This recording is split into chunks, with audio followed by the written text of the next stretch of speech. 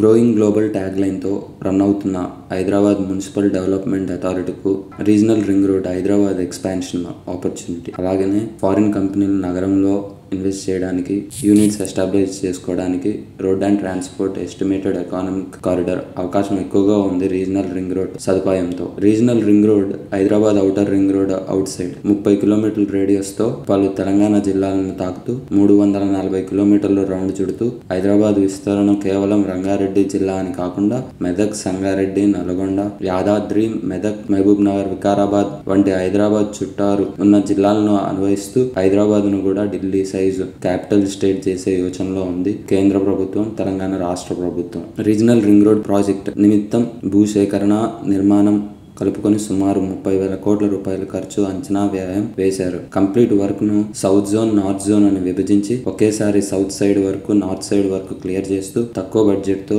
తక్కువ టైంలో project complete చేసి వీలైనంత త్వరగా హైదరాబాద్ ను the best real estate, business, investment సిటీగా రూపుదిద్దేందుకు అటు కేంద్ర ప్రభుత్వం, ఇటు తెలంగాణ రాష్ట్ర ప్రభుత్వం సిద్ధంగా, ఉత్సాహంగా ఉన్నారు.